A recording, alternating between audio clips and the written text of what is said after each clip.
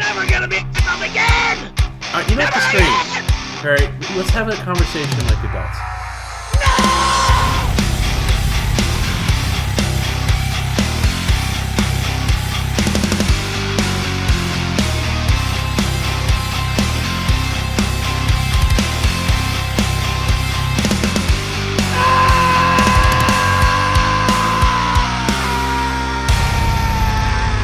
It's Perry Caravello live!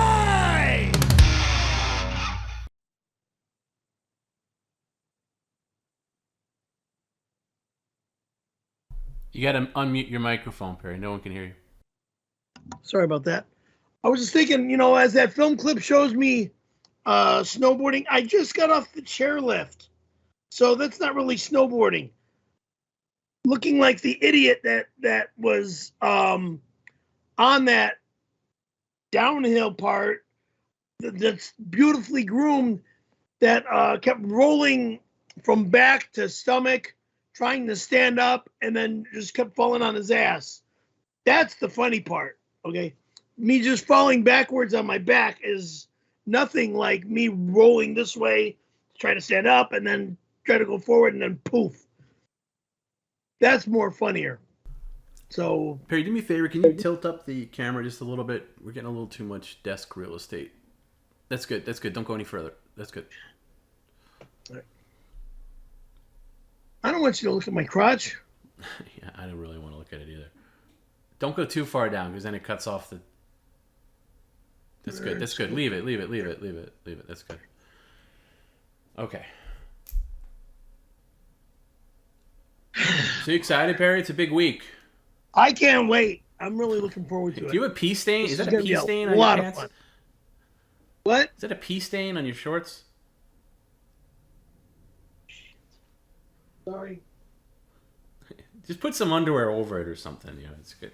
I'm gonna take you shopping when we go back east. Get some new shorts. Cargo. I don't really need more cargo shorts. I need more unmo. I didn't realize you were gonna dart away the second I mentioned it, Perry. It's okay. Pee dries. Happens to the best of us.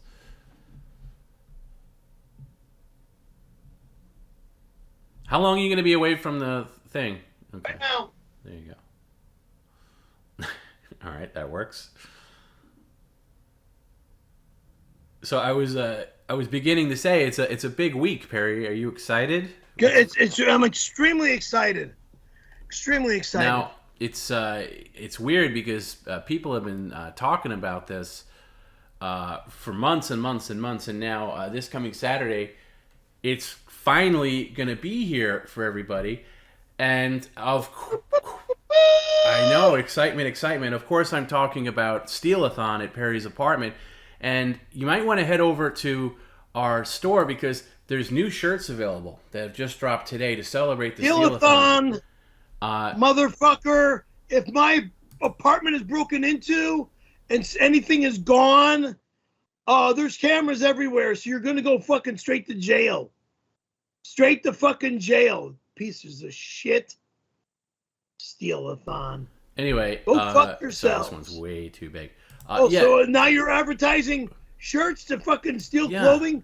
Get these two jagoffs off my stream. Well, look at it. They're nice. They come in white, they come in black, and they also come in gray. And you're fucking advertising to rob my fucking home. Fuck you! Well, don't blame me. Blame Rafe. He's the one that really came up with this. You hired him back. I fired the motherfucker. Get him out of here. Well, you hired him back. Anyway. Now he's fired again. The fuck? Steelathon shirts are live right now. PerryCaravelloLive.com/store. If you really want to celebrate the Steelathon, do it the right way. Buy some merch. Get a great shirt. And you'll be very, very, very happy that you did. Don't these guys look happy? Look at this. Black, gray. I don't... They're not guys to me. They're assholes. Well, we'll send you one too. Get off my stream. We'll send you one too. And shout out to Rafe for designing the shirts. Rafe can go fuck himself. You're fired again. And piece of shit. And there's more new merch coming, but we figured we'd start with those. So get all those. The other thing that's going on this Saturday is, of course, the live show in Pottstown, the Uncle Rico show live with stand-up featuring Perry. Now, obviously, this is the last time you could possibly get tickets.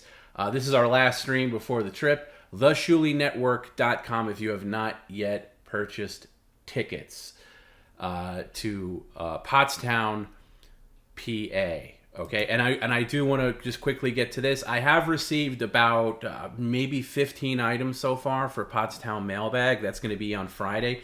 We're going to be doing our stream live on Friday from Pottstown, and I don't know what time we're going to go on the air yet. It'll probably be sometime late afternoon, East Coast time. But anyway, this is the last chance to get anything delivered in time for me to pick it up. So you really want to get it delivered by Wednesday. That's possible with Amazon. And you want to send it to Pottstown Mailbag, care of me, 2981-2991, Hempstead Turnpike, number 1023, Levittown, New York, 11756. This is, of course, up on our Twitter as well. But yeah, this is really the last call for Pottstown Mailbag. If something comes past Thursday, obviously we're not going to be able to use it. But so you want to get those in probably tonight or maybe tomorrow if you get a Prime deal where it comes in 24 hours. But the last check of the P.O. box is going to be late Wednesday afternoon for me. Perry, I hand it over to you because I got to go ahead. Perry's been so desperate to open 2 things of mail, so why don't you get to that right now? Okay.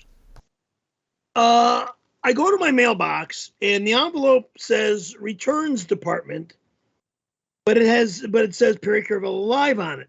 So instead of going like this and ripping the envelope in 2, I opened up the end and looked inside, and guess what? It's a picture of you-know-who. My future. Yes, Scarlett Johansson. Sitting on the toilet with a robe on. And it says, "Baby, I did a photo shoot of me taking a wet, squirty shit because I also have a problem with cow's milk. I'm still working on divorcing Colin Jost, but he has given me herpes and is threatening to tell the press." What a fucking jagoff. All right, I guess I've more or less told the press. "I promise, baby, that I will fuck you one day without a condom. I want your loads in all my holes. Please dump all your other girlfriends and stay pure to me. Love, Scarlett." Scarlett, all my other girlfriends are just friends. They're not sexual partners. They're not, lovemaking partners. They're just friends. Very, very, very, very close friends. Robin, Angel, the 2 that are most important to me right now. They're like family to me, both of them. Again, they're just good friends, and they're like family to me, both of them. And then I have this item. So let's grab a knife. But so these are the only 2 you're opening today, right? Like, it's not the only 2 I'm opening today. Okay.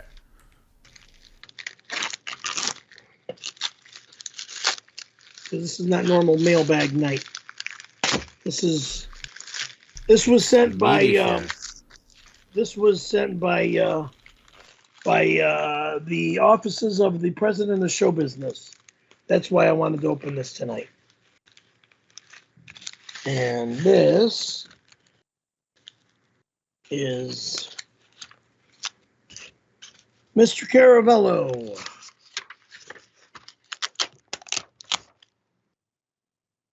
You mind if I read this size of a letter? Sure.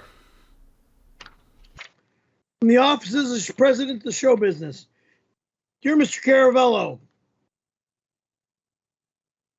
I followed your career with great interest ever since you burst upon the scene with your astonishing performance at the world premiere of the movie Windy City Heat. where I presented you with a well-deserved trophy. I now take great pleasure in informing you that you have been chosen as this year's recipient of Show Business's Lifetime Achievement Award. Oh my God! This award is presented annually to an actor, singer, or entertainer who over time has risen to the very top of his field as an incredibly gifted performer, one who is uniquely warm and lovable. You have provided decades of entertainment for fans across America and the world. Over the course of 3 decades, you have been a stand-up comic, a movie star, a podcast star, and most recently, a streaming star, making you the rare quadruple threat. As such, you were the unanimous choice of our panel to receive this year's award. We congratulate you, Mr. Caravello, and hope the enclosed award will find a cherished place in your home. You should take great pride in receiving this award, as only the very best in the world of show business receives this honor. We wish you continued success and congratulations again for a lifetime of unparalleled accomplishments. Sincerely, President of Show Business, the President of Show Business. Wow. Wow, wow, wow, wow, wow. Hold. And that is this. As I pull that out of that little plastic.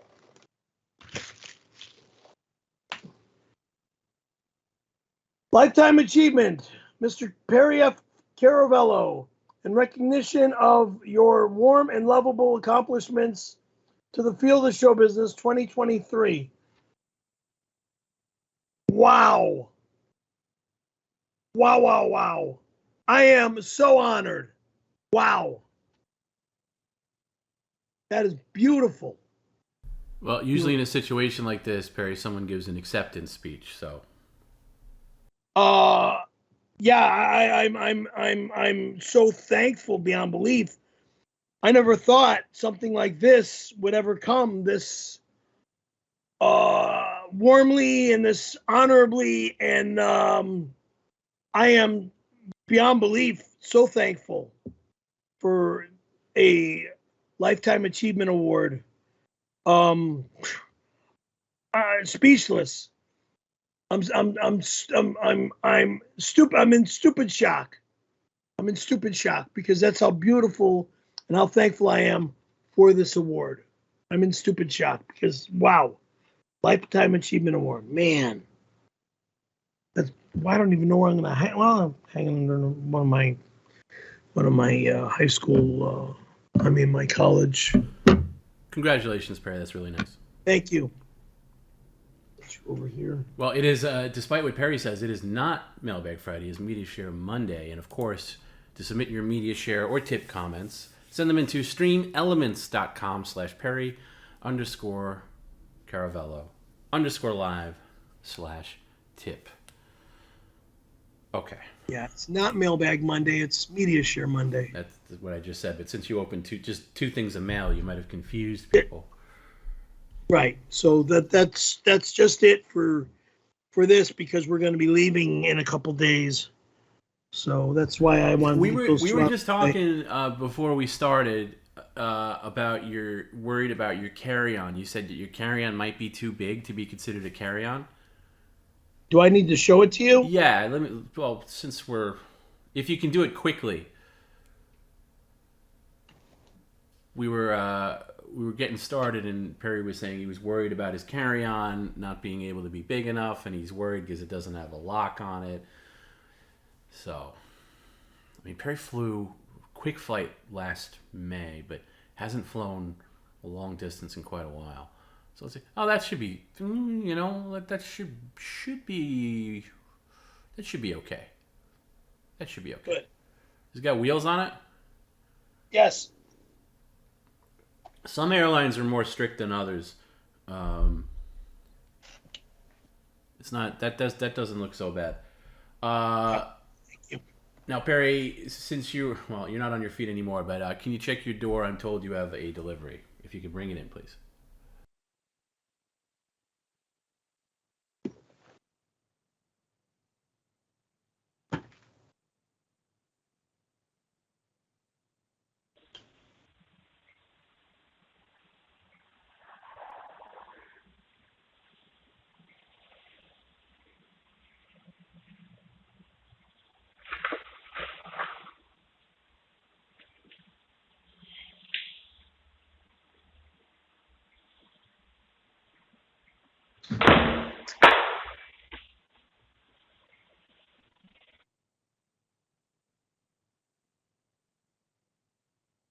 What? Somebody mailed me? You're not going to like this. We'll come back here because nobody can hear you over there.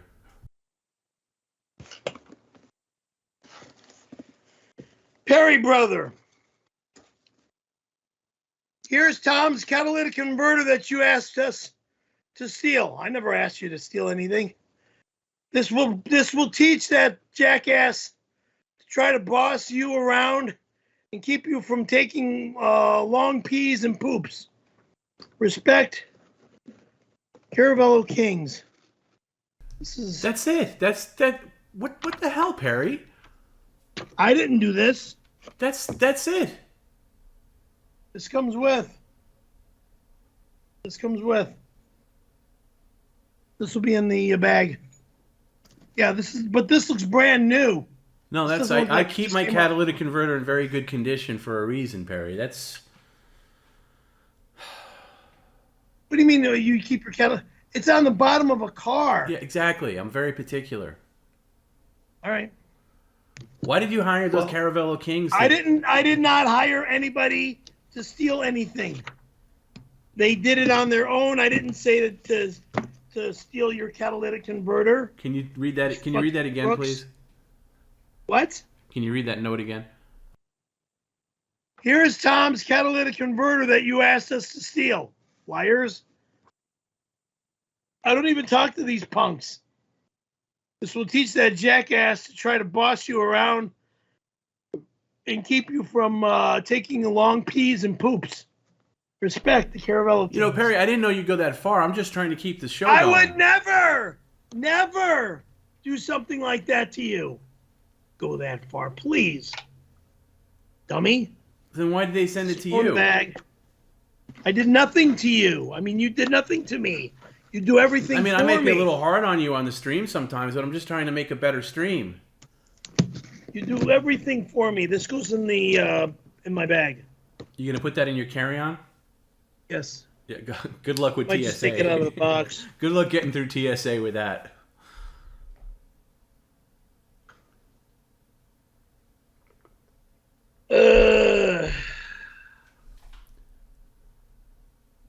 Yeah, I don't know what to say.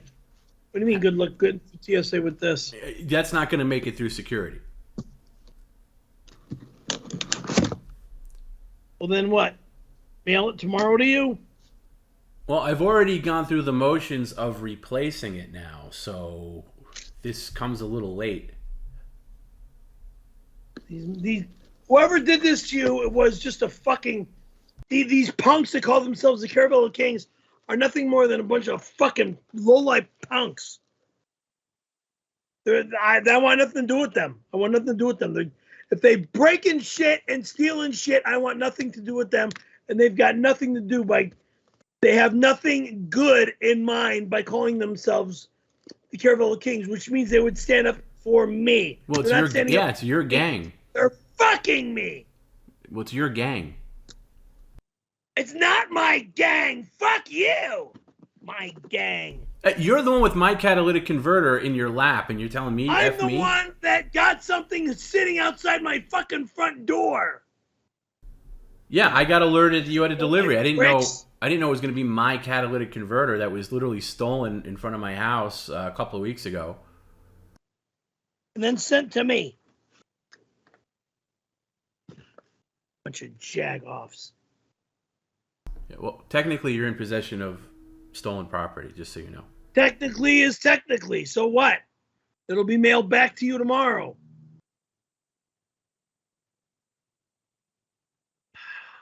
God.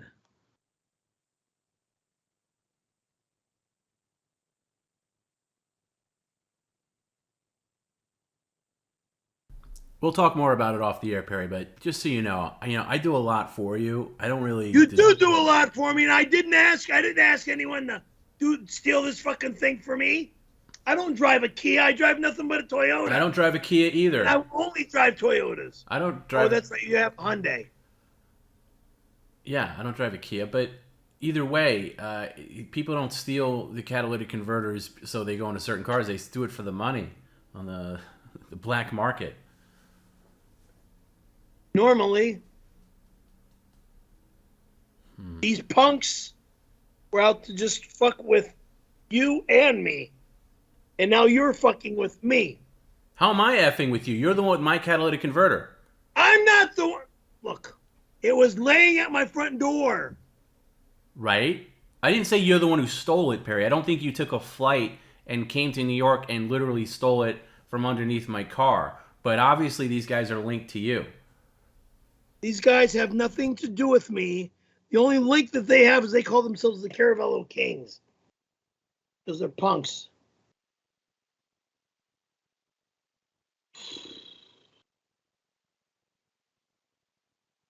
I don't know what to say.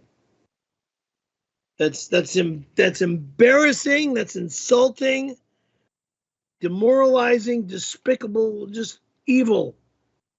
I'm not into any of that. Well, anyway, Perry, we'll move along, but I'm just gonna say, from friend to friend, I'm a little disappointed in you. I didn't do this. I didn't say you physically did it, but obviously it was done in your name. So it could be done. Yeah, people could get murdered in my name too. And what? You're gonna blame it on me? Is that next? Is that what's in store for me next? I don't know what the fuck's going on. Good Lord. I never would ask. Perry, you know what? Take all the poop breaks you want. Go pee for an hour. I'll never say anything bad again. I'm sorry. I mean, tell me what I'm doing wrong and I'll correct it. You did nothing wrong. You're doing everything right. Holy fucking shit. All right, hey, Perry, listen. We'll play by your rules then, okay? You want to turn everything off, you turn everything on. You just let me know, okay? I don't want to get on your bad side. Anyway. You'll never be on my bad side, all right? Okay. There's some controversy stemming from Friday's stream. Now, what happened at the end for anybody who didn't see it? What happened at the end of Friday's stream? What are you talking about? I'm talking about the end of Friday's stream. When I shut the computer down? Well, before that. What are you talking about? Why did you shut the computer down? What did you say?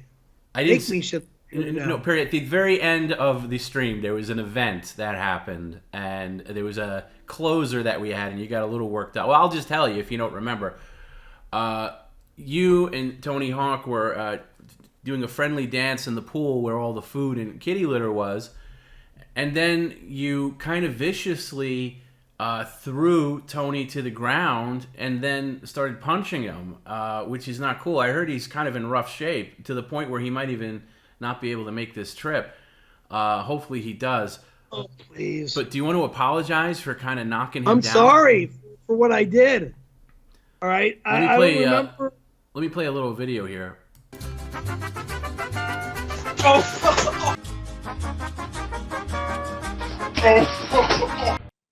He tripped himself or slipped on something in that. That's not what I saw, Perry. I saw you knock into him. I'll play it again. I mean, that's definitely that's you falling into him. He pulled me into him. He pulled me into him. No, see, I see you throwing your weight into him. He's trying to brace onto you. He's pulling me into him. He's grabbing my entire body and throwing me on him. That's not what I see. That's not the way I look at it. And then after you fell, you started hitting him, adding more insult to injury. Do you have anything to say for yourself? Yeah, I said, again, if you look at the video, you're seeing the guy grabbing onto me, pulling me down. Yeah, that's what I'm saying. I didn't touch him. He's pulling me down. I'm throwing myself onto him. Fucking lying packed sack of shit.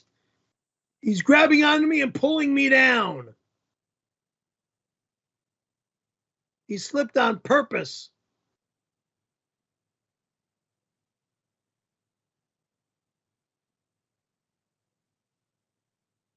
Oh, shit. I get tired of this crap. Just get sick. All I'm saying is a lot of people were upset about that. Well, you see it on video. The guy grabs me and is pulling me down onto him. That's one way to look. That's one way to look at it. And how do you look at it? Oh, I fell into him. I didn't fall into him. I'm just telling you what I'm seeing on the camera, Perry. I'm getting a little nervous being around you. You're seeing on the camera. Are you going to attack everybody on this trip? What? Are you going to attack everybody on this trip? I'm not attacking anybody. If you're pulling me into you as you're falling and making me fall into you, it's going to happen that way. I don't know. I just don't want any of my stuff broken. Meaning glasses, most importantly. Listen, here's another thing. Sorry, let me get this going here.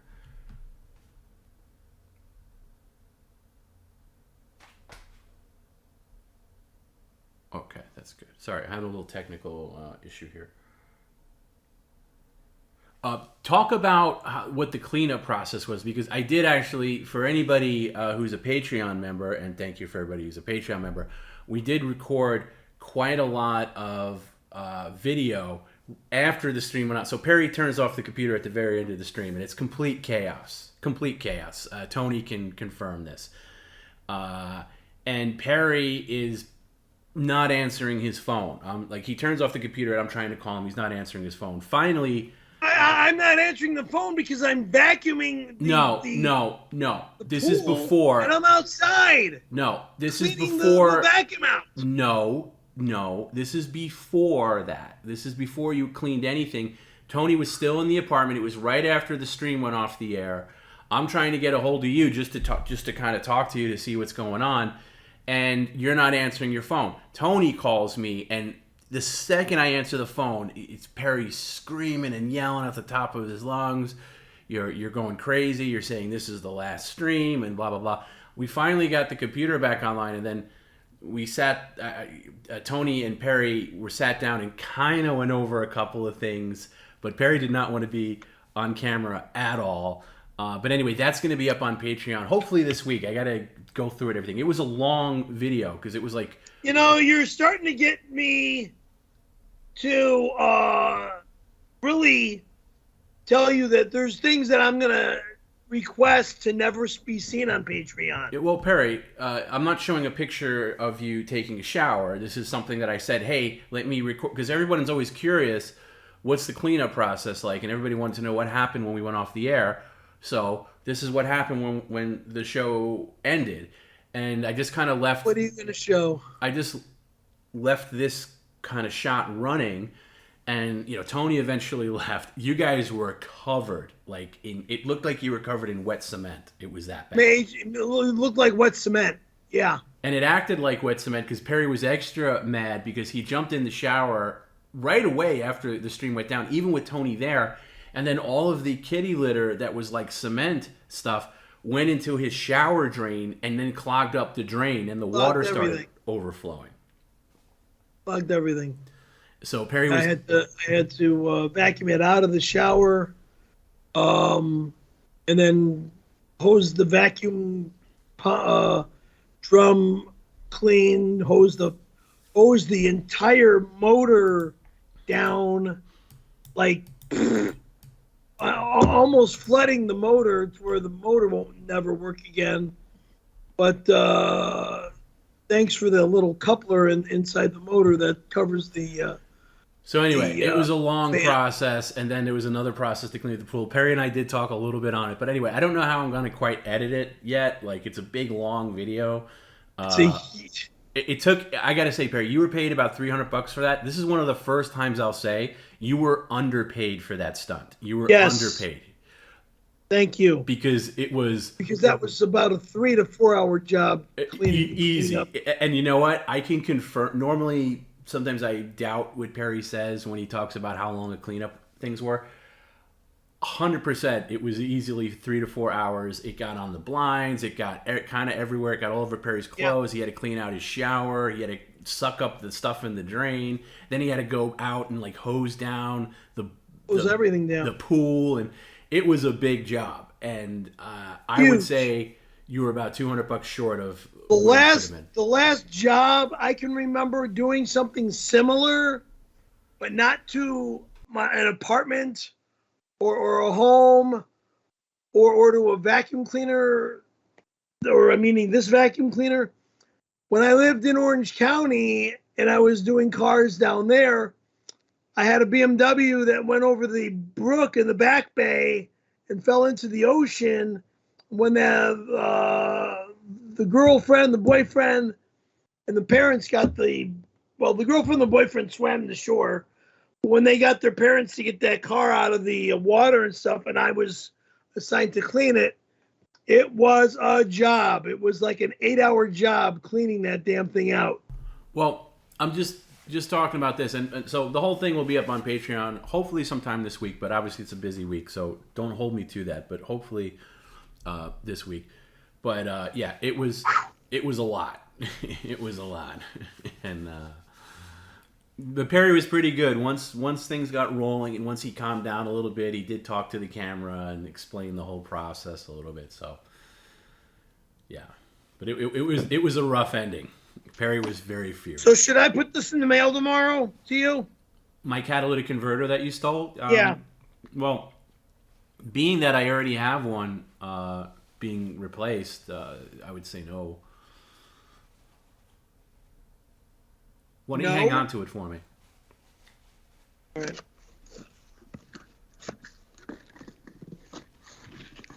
And also, when we're on this trip, we're going to obviously have a boatload of extra content for Patreon. So if you're not on Patreon yet, consider signing up because it helps Perry, it helps me, it helps PCL overall. And there's going to be a ton of stuff from... just getting to Pottstown, being in Pottstown, going to the Jersey Shore, New York City. It should be... What are you looking forward to most of all, Perry, about the trip? Everything. Most importantly, I want to see this one, the loved one. The loved one.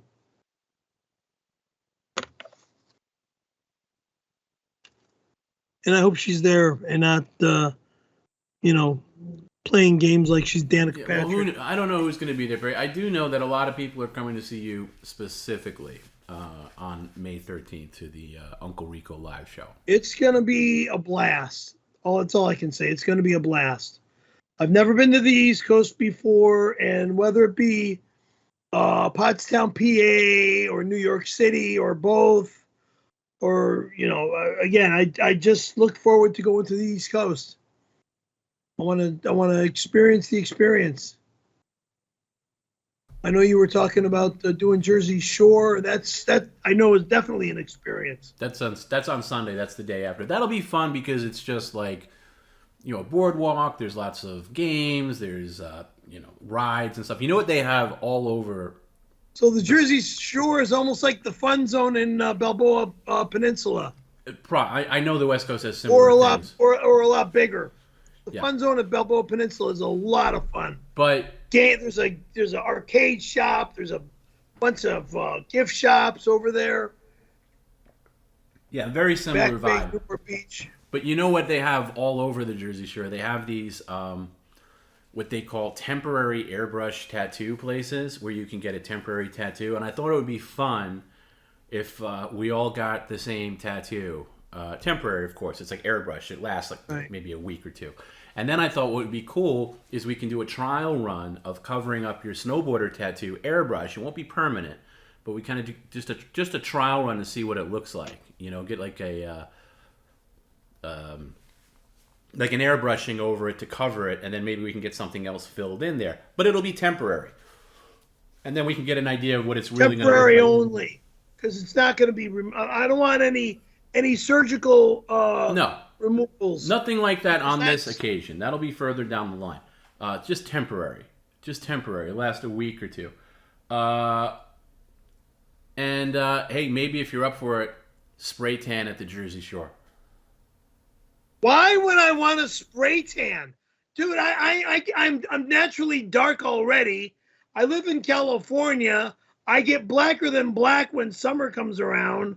So why? I mean, this arm gets two colors because of the shirt that I wear. I mean, just look at that alone. Look at that. White upper. I'm white here and I'm tan here.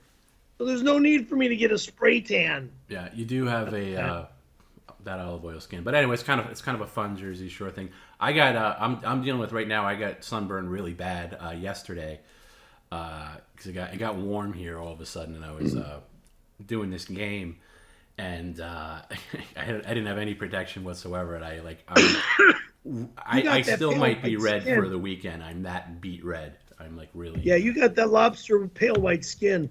Yeah, I go pale white, Yep. lobster red, and maybe pink if I'm lucky. Ugh. My heart goes out to you guys that have that type of skin, because when you get sunburn, you guys get sunburn. Ouch. Yeah, it was rough. I had a Anyway, redhead girlfriend that used to just burn like freaking crazy. have you worked on a big portion of this live show is going to be stand up, and I know you said you're going to wing it, but you should have something kind of vaguely prepared. Have you prepared anything for your stand up for Saturday? Not yet, or not really, other than my life, my life story from 92. The stupid event that happened to me in 92, and that's probably going to be, everybody's going to say 1992, and they're going to Yeah, that's your push stairway it, to push heaven, it. clearly. Me to- Is that going to want be your me to- closer? say that stupid story. Is that going to be your closer? Why? How much time are you giving me? 6 minutes or an hour and a half? It's not up to me. It's up to Bob, and I think he's the one doing the set. But I would imagine you're going to get at least, like, people below you are getting 10 minutes. So I would imagine you're at least going to get 10, possibly a little more. That's just for stand-up. You're also going to be a part of the bigger show. This is just the stand-up portion. But I would imagine you could get upwards of 20 minutes, but don't hold me to that. So you don't want to be up on a live stage in front of people going, what else? You know, you want to have some things prepared. Well, let's talk about that away from the stream, because I don't want to talk about the material on this. We'll get that going privately. Okay.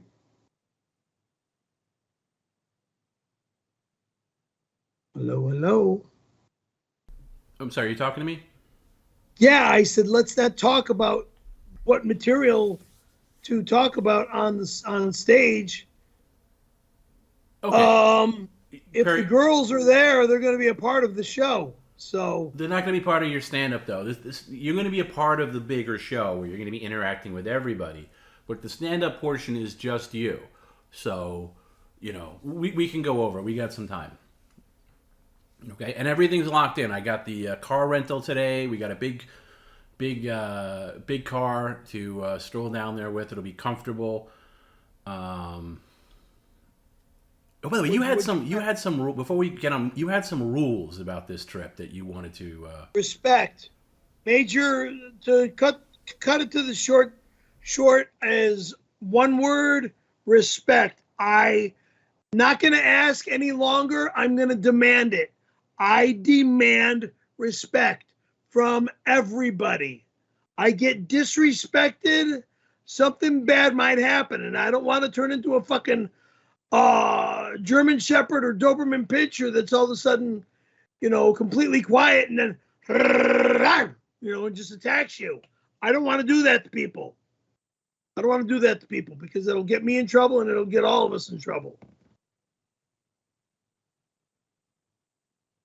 I just demand respect on this trip. That's all I say. I'm going to ask for it as well as demand it. So that's it? That's the only rule? Major. Yeah, it's a huge.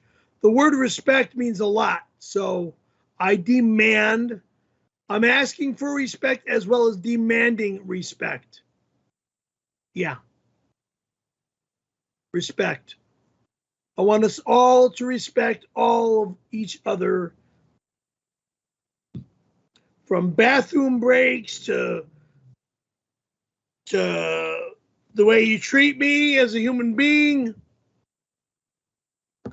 I demand respect, period.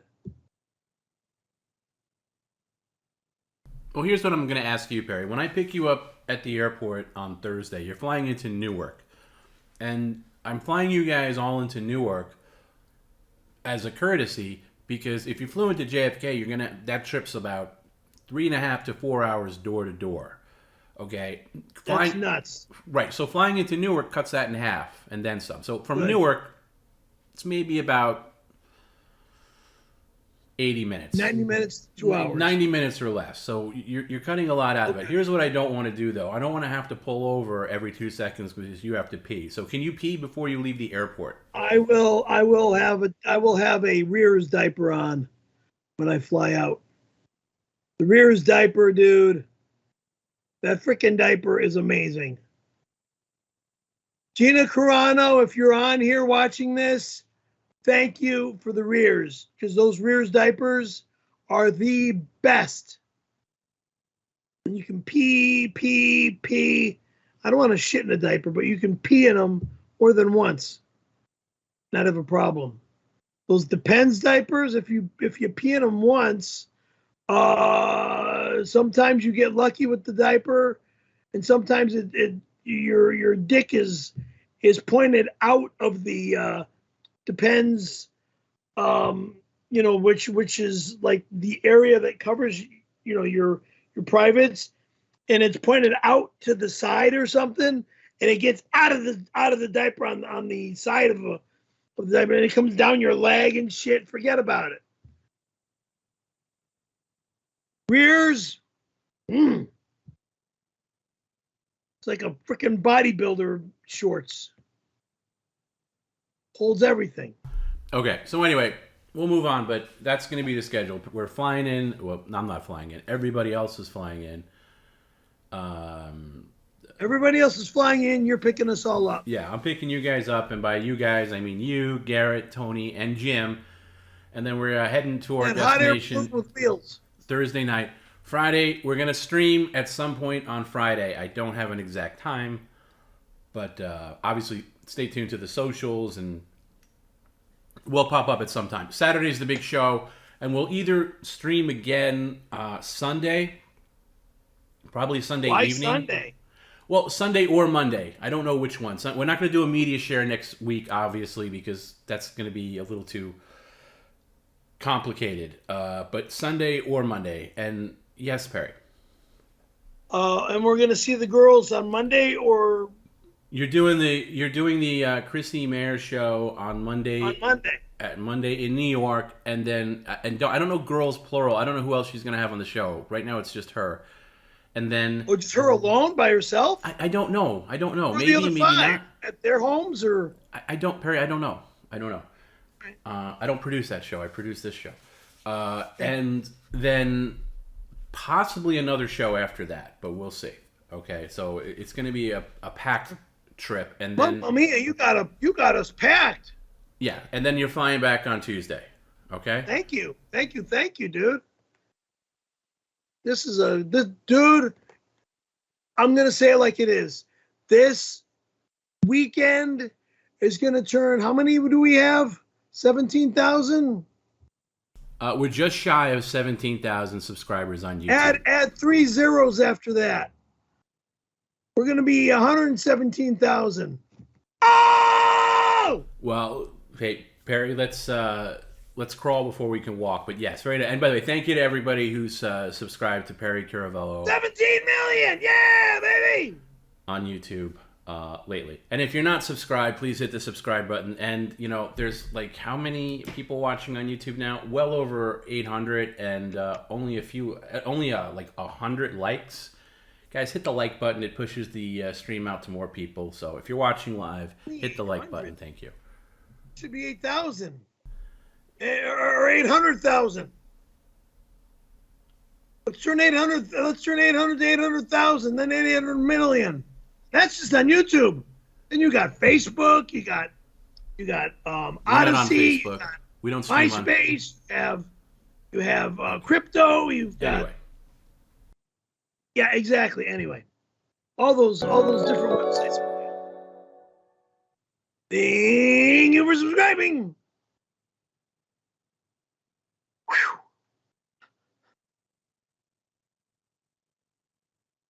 I do want to give a shout out to Garrett because more than anybody else, Garrett is the guy that's responsible for the subscriber bump on YouTube. It wasn't anybody else. Because he's been really good with those YouTube shorts, and a lot of those have a couple of them went basically viral, and that's because Garrett put them together and uploaded them. That's not because of me or anything like that. Obviously, it's because of Perry, but I want to give a special shout out to Garrett because he's the one.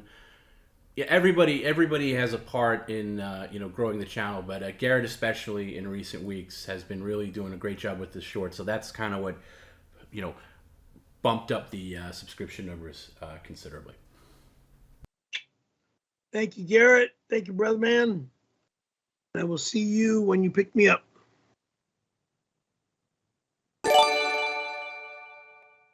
Perry, let's sue the Albertsons meat man for $5 million. I have already sent a filing, big guy.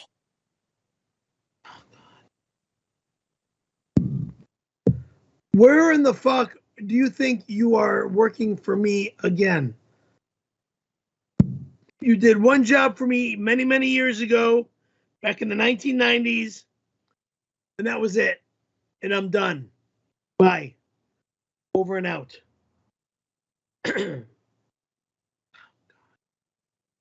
You don't work for me anymore, and you never will.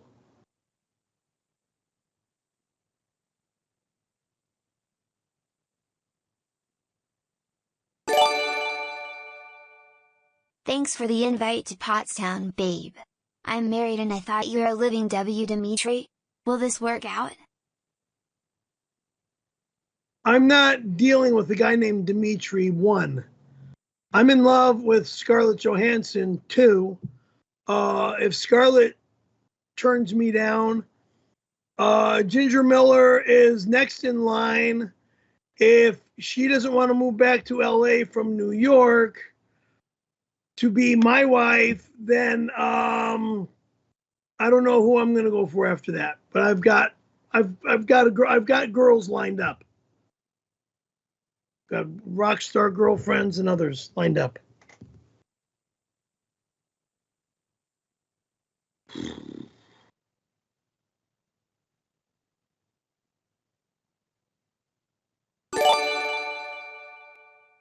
Yo Perry.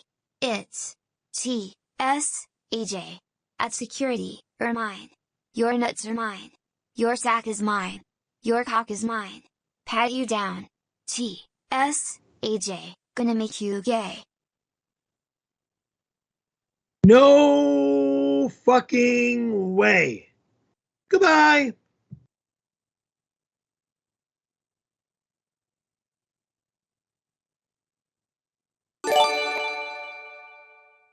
My father said it was your idea to put me in that balloon. You ruined my life. I spent 8 years in a mental hospital. I hate your stinky guts, balloon boy, out. Your father is nothing more than a fucking liar, you blithering fucking moron. And you're a fucking liar too, probably. Blaming all that stupid shit. And that was in Colorado. You guys weren't even in California when that garbage happened. You dumbass.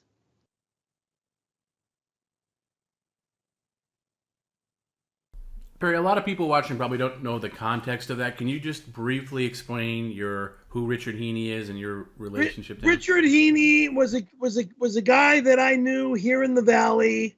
I met his girlfriend at TGI Friday. She had me drive her home to meet her boyfriend. Her and her boyfriend, which was Richard Heaney, lived over here in Encino in a house that was loaded with shit. But then he looked at me and he says, "Hey, I do construction work. You want to work for me?" It turned into more. I started to work for this guy as a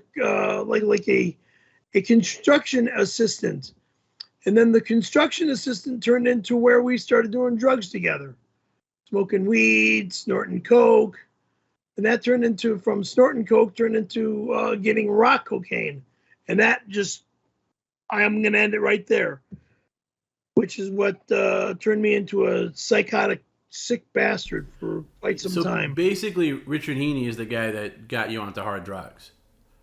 Got me into rock cocaine. Yeah. Was he basically a crackhead when you met him, or did he evolve into one? I don't know, to tell you the truth. I really don't know. Because you and I never really talked about that. Because I have very little interest in Richard Heaney. I have no idea. For all I know, it was between him and a client of his that. So this is before Windy City Heat. No. It had to be because you quit. Wait, you're right. You're right. Yes, you're right. This was in the 90s. But the storm chasing stuff came after Windy City Heat. Correct. So you and Richard Heaney were storm chasers together. So what happened between the original interaction and then once you quit drugs, did you just like stop talking to him and then he came back in your life years later? No, wait. No, I quit drugs and tried to pull myself away from this guy completely, and went over girls and then finding other side jobs, and that's what got him back into my life again. Yeah, it's kind of a fascinating thing because I don't think a lot of people know about it. So when you were storm chasing with him, it was stupid. I agree. It is a dumb thing. But you were not on drugs, but he still was. Was that right? I didn't know it. Okay, so he wasn't doing drugs in front of you? I had no idea. Because, again, I never did anything after the year 2000. No, I know that. I'm talking about him. So anyway, Richard Heaney, for everybody, he had some brief fame because he did this thing where he sent his son Falcon allegedly in a balloon, in a weather balloon, but it was all a stunt to get attention for himself.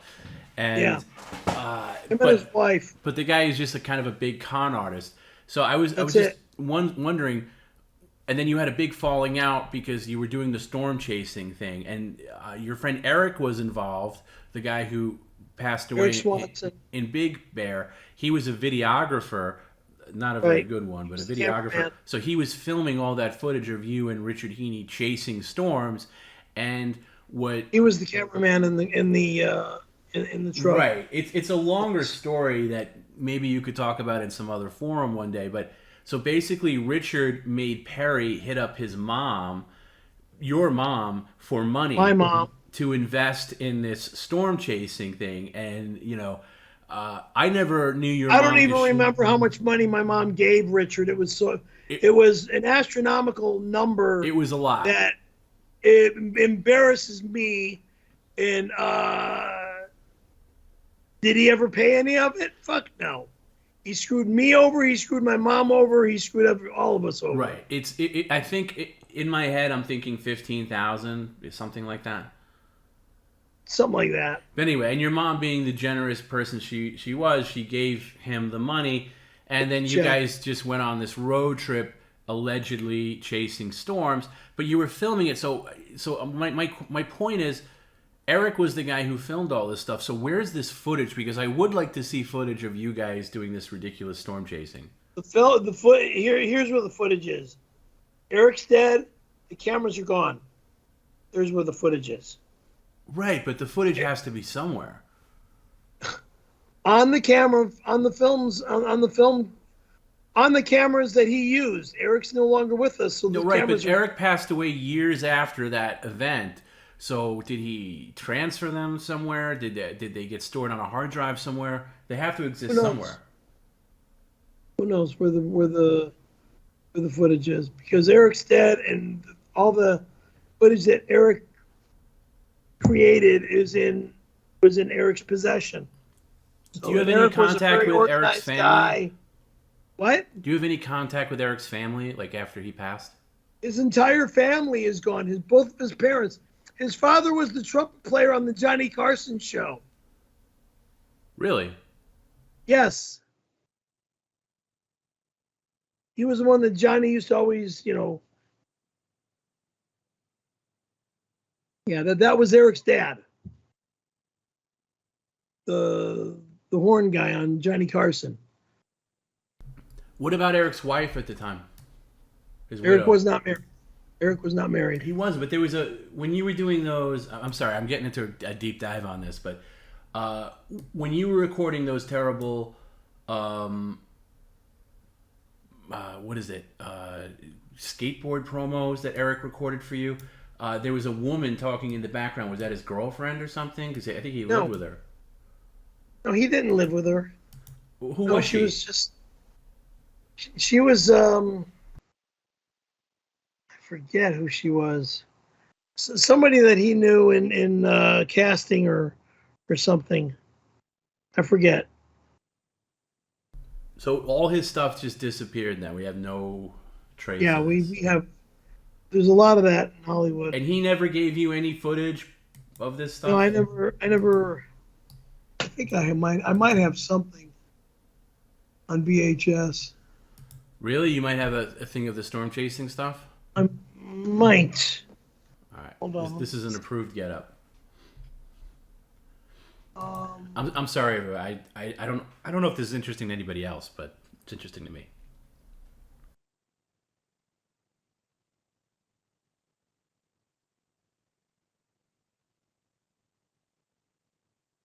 Boy with Lisa Marie. I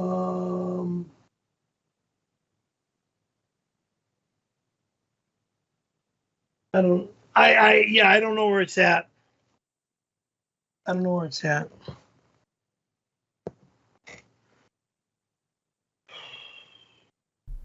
I got a lot of stuff from your old hard drive that had some video on it, but I don't think it had any storm chasing stuff.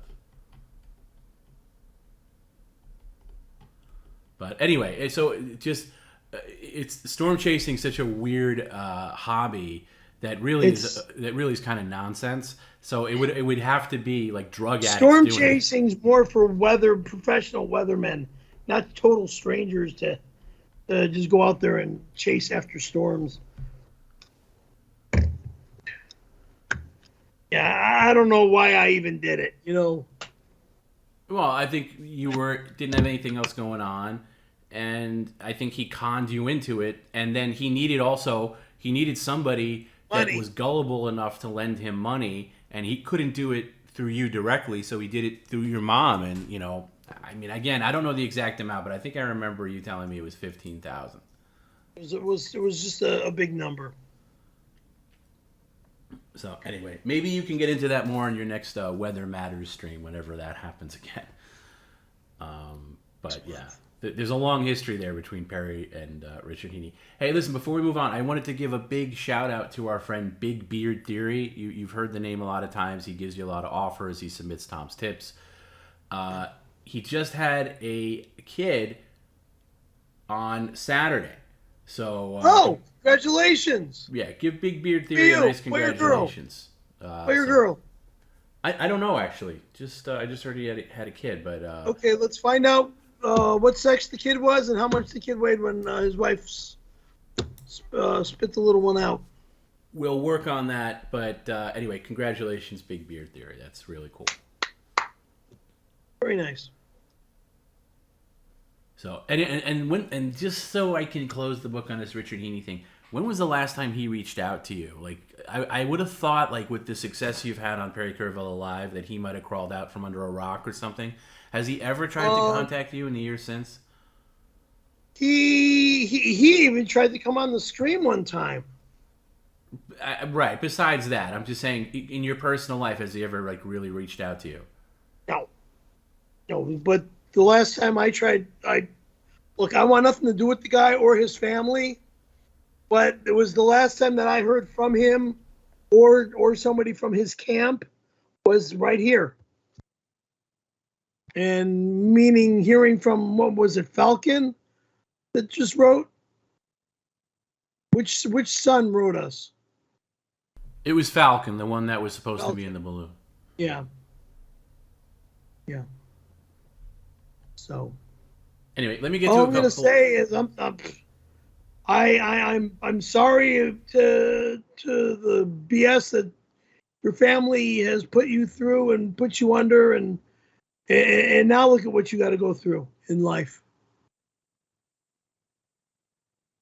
Thank your parents for that. Don't thank me, or don't blame me for anything that they did to make you look like the good guy or the bad guy, because you were just a completely innocent child put inside a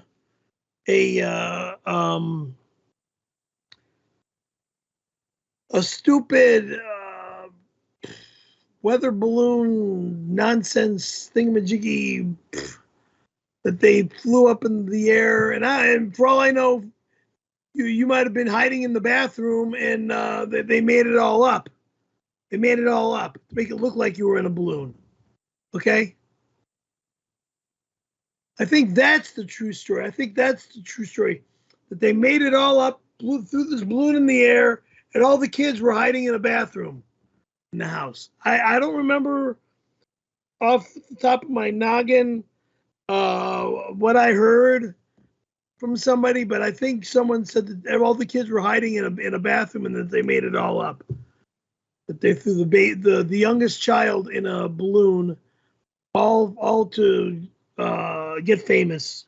Yeah, that's the whole point. It was a scam. It turned out to be a scam. Yeah, complete scam to get famous. Yeah. Anyway, I got confirmation. Big Beard Theory had a boy, and he weighed 6.3 pounds. To answer your question, 6.3 pounds.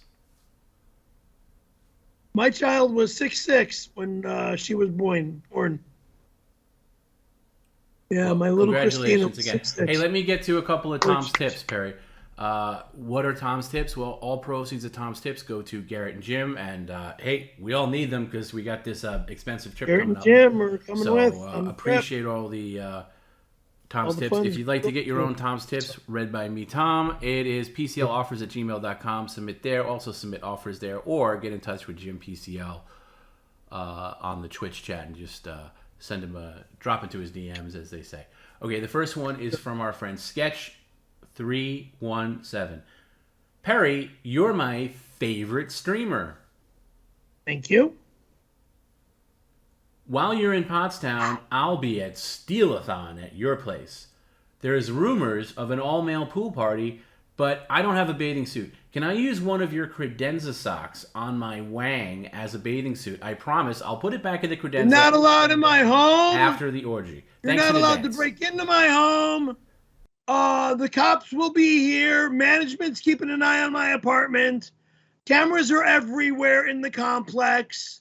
So you will fucking be seen beyond camera.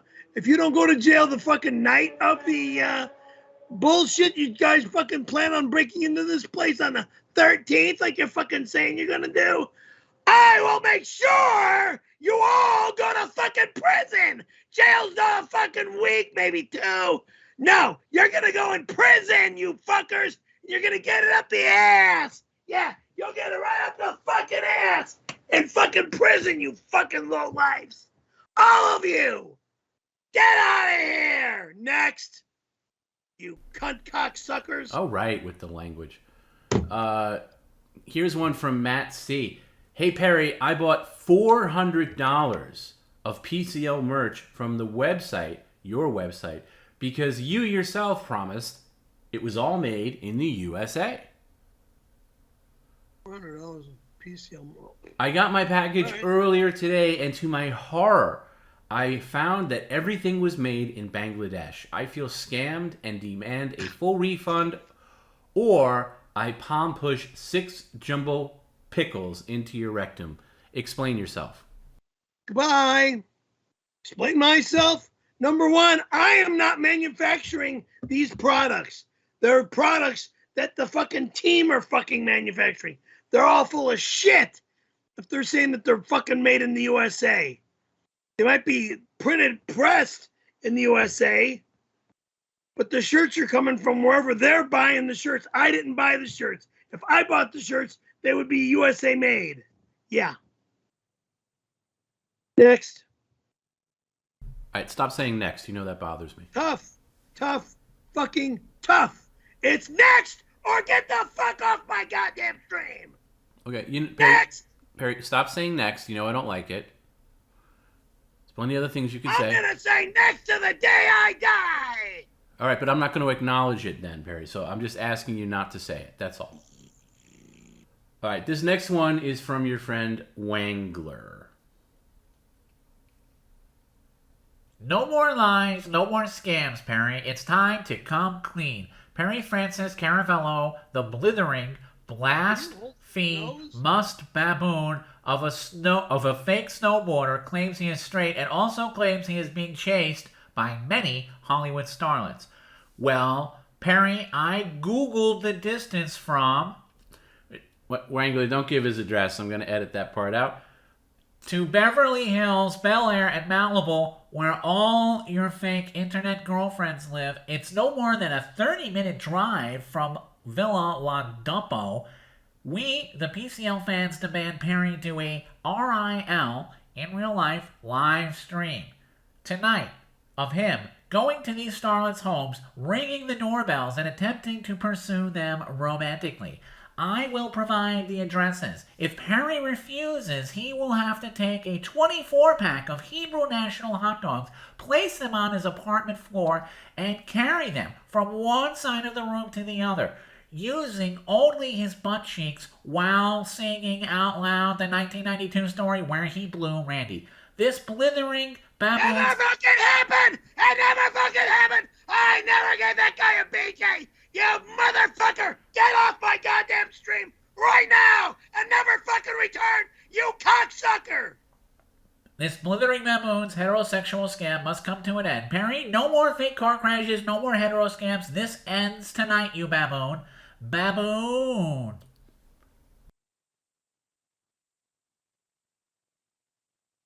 Next!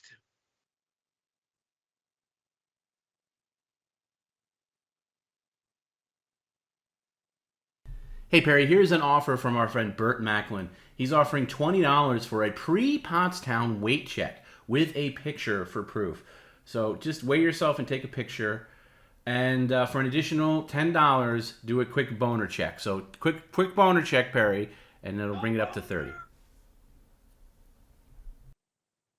Please turn that light off, Perry. It's not allowed on the stream. No, don't weigh yourself on the carpet. Do it in the kitchen and turn that light off.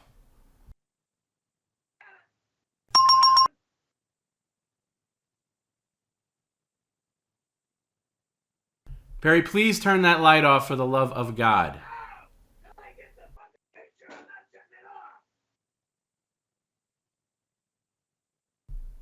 And while you're in there, make sure the kitchen light is on.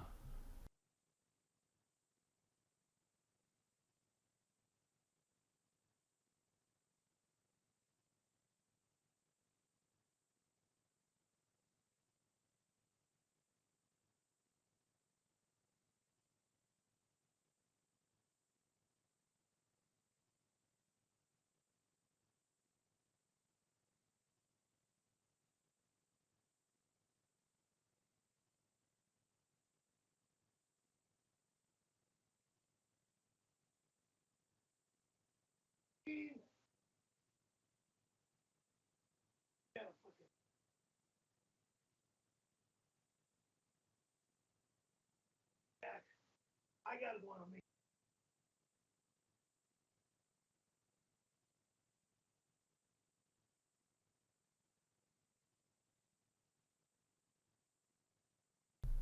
All right. You can put the phone back in your pocket. Did you take a picture? Put it in your pocket. Don't put it on the desk. I don't want you having to fumble with it during the stream.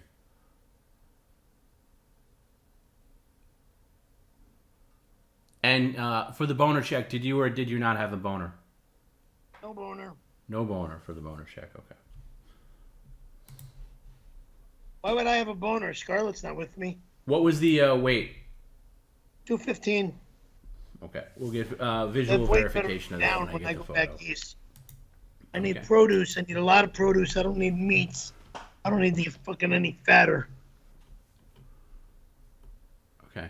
I need a lot of produce.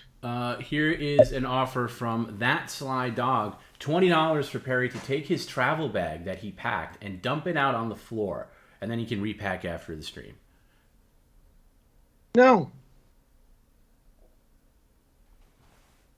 You wouldn't do that for $20? No. You're basically getting paid $20 to repack. I don't want to fucking have to throw my shit all over the place and repack. It's a pain in the ass. Okay. Here's one from Arabian Google. $75 for Perry to throw his Lifetime Achievement Award that he received earlier onto the patio and out onto Reseda Boulevard. Take your Lifetime Achievement and shove it up your ass. This is my Lifetime Achievement. That means a lot to me.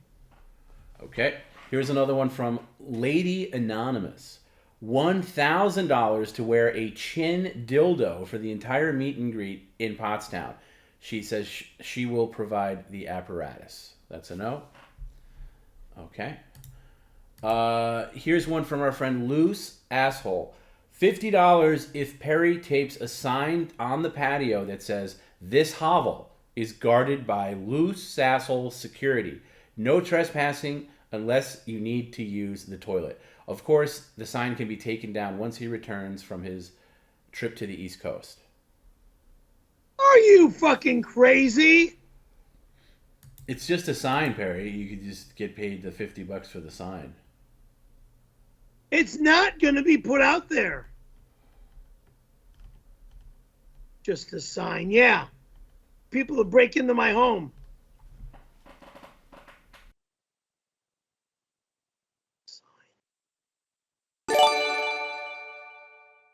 I took the blades off my skates and put them on a skateboard.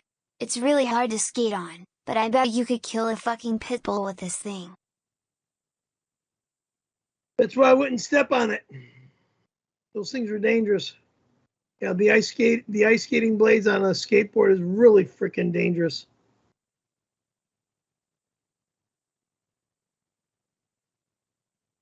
I saw that. I saw somebody do that one time. I don't know how they do it because, first off, they're not real ice skating blades or real smaller blades, but to turn into 4 ice skating wheels. But instead of wheels, it's ice skate blades on a skateboard, and way too dangerous. I would never do something like that. Never do it. This Amy chick is great. She taught me how to hack Tanya's bank account and Insta. You and Tanya are just like little dirty, smelly peasants. Ha ha ha ha. That I don't know which Amy you're talking about, but if it's got anything to do with my sister-in-law, Amy, stay away from me, and it'll prove how much you really respect me as a human being. Okay? Lying, thieving whore. Perry, what the fuck? Why did you introduce Nancy to Amy? She emptied my bank account. I'm going to be ruined. I'm going to be homeless. I warned you she was evil. You know what, Tanya? That's where we sue. Thank you. It's time for suing. How this two-bit tramp whore got into your bank account, I have absolutely, positively no idea. No freaking idea. What? You go into the bank and just say, give me the money of so-and-so? How in the fuck does this woman get away with that shit?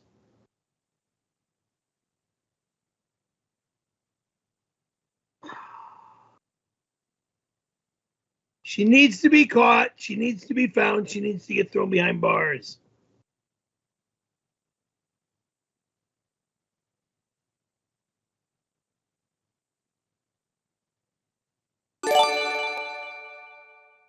Perry, your rejection of my offer to turn the air conditioner around was moronic.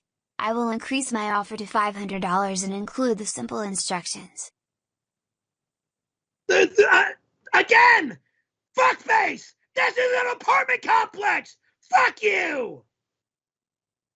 Jackass! Surface. It can be done swiftly in 6 easy steps. Step 1. Remove the face cover of the air conditioning unit and slide the unit out. I'm not doing Older that. units can be quite heavy, so get some help. I'm not doing Step that. 2.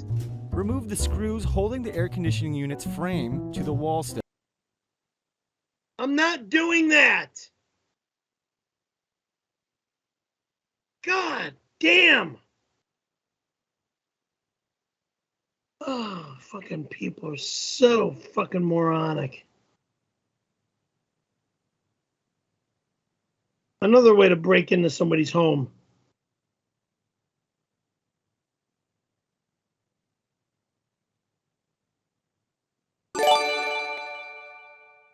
In this episode of Cyber Perry 1992, Cyber Perry uses a blood ritual to summon Cyber Scarlet. He needs his women. #BonerCheckMedia #Cyber Perry 1992. Right now I don't have a boner, so don't worry about the boner bullshit, okay? Scarlett's not here. And if I see if meaning hope to God I see Scarlett in Pottstown, this little postcard to me means that I'm going to see Scarlett in Pottstown. So that's why I made sure that we had them open today. This as well as my lifetime achievement. I need my women. Hail Satan. Satan. What? Satan. Hail Satan! Hail Satan! No. Hail Satan! Hail Satan! Scarlet, I need my women. Hail Satan! Yeah, I love my women. Deserve. But nothing. Stupid. Do not do that moronic Hail Satan stupid garbage. Jackasses. Oh, your fucking neck. Oh.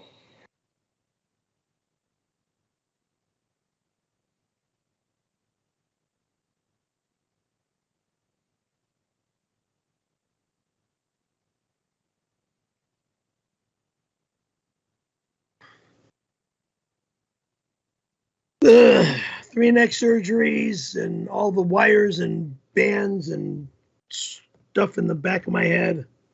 Why I just did what I did. Humidity level is really up there today. It's going to be up there for a little bit. Hey buddy, I heard you're going to Pottstown this week. Does your complex have copper pipes? Need to know which saw to bring to the steel-a-thon. I don't know what the fuck you're talking about. Okay.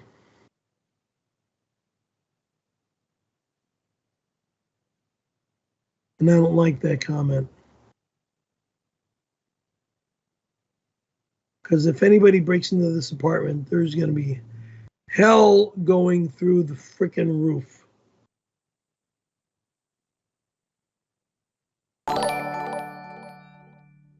It's Ronnie, McDonnie.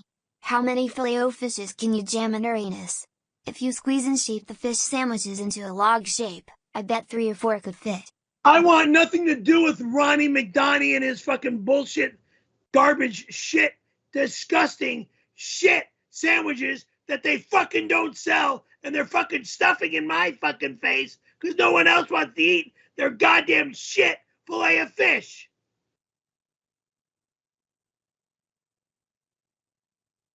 No one likes the fillet of fish sandwich. Oh, yeah, okay.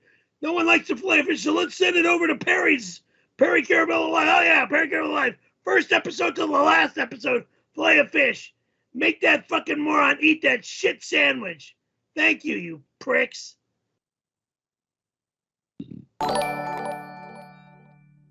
Also, make sure you leave those scarlet postcards by your desk so I know where they are. Put your copy of Lords of Dogtown with them too. Thanks, buddy.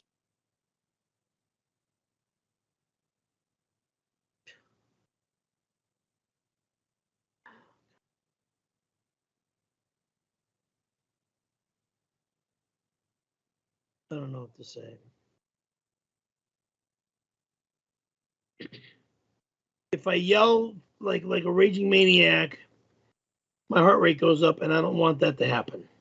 Okay, I've got enough problems with my insides, and I don't need to go to the hospital. Okay, nor do I need to go see my doctor again till next month. Want is one thing, or I mean, yeah, wanting to go see the doctor is one thing. Needing to see the doctor, I don't need to see the doctor until June. All right, let's not go to the fucking doctor because of heart complications and all sorts of other crap that could happen to me. It's Ronnie, McDonnie. At the Pottstown Filet-O-Fish eating contest, can you please eat them Not with your gonna asshole? happen. Buffing them up her brown eye could save time. Not gonna happen. There's not gonna be a Pottstown Filet-O-Fish eating competition. Not gonna fucking happen. There's not gonna be a Filet-O-Fish eating competition. There's not gonna be a hot dog eating competition. I am not one of those kids, one of those guys that does that type of thing.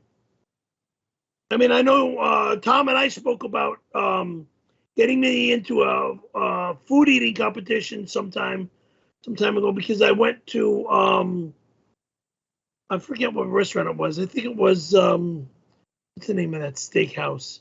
I had their big ass steak, and I finished the fucking thing.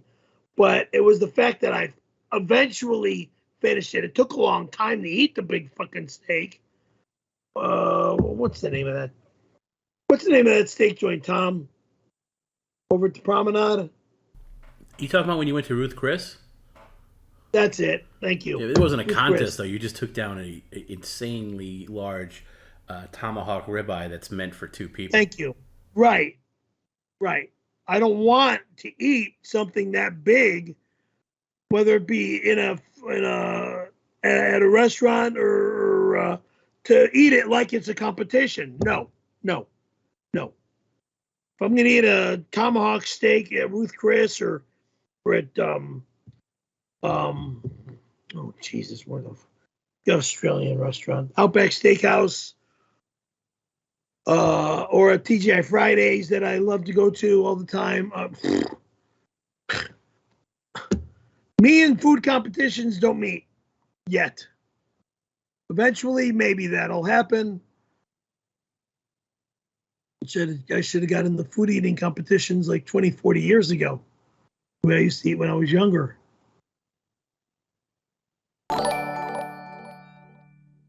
Brooke Brooke! Shields again.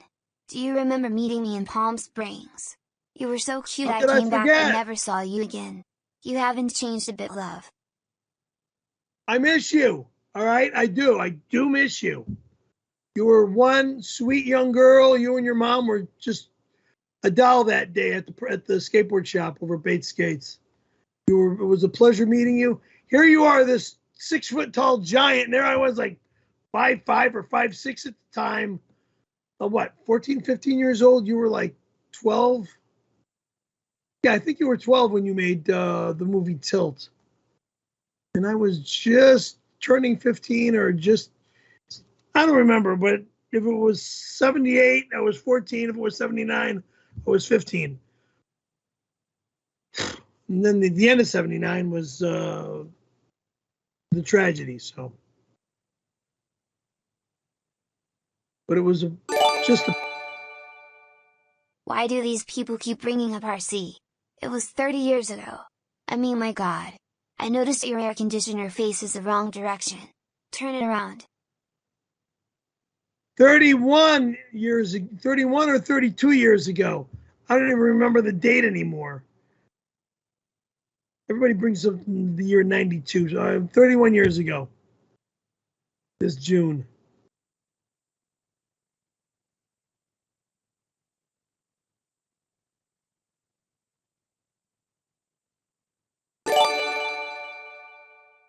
Perry.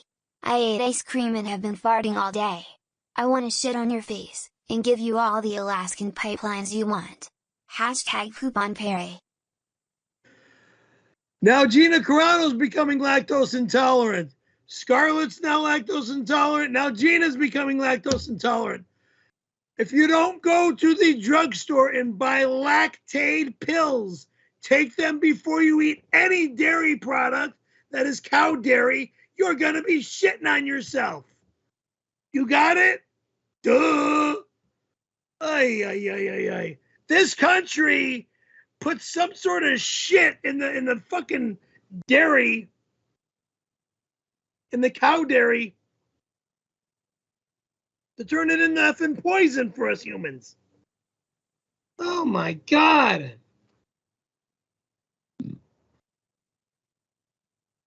Are you going to be in Pottstown, by the way? I know I'm going to see Scarlett. Scarlett's definitely got to go and see me. But if you show up, then I see you too. So the three I plan on seeing in Pottstown: Scarlett Johansson, who of course will come back with us. Ginger Miller, I look forward to seeing. If I don't see Ginger, well, it'll be oh well. But you know, she might have something going on. Whatever happens, happens. But it was great seeing her video and great hearing from her on the last, was it the last stream or the stream before the last stream that Ginger Miller came on and said a few words a couple times. Maybe we will hook up again. Who knows? Maybe we'll see each other again.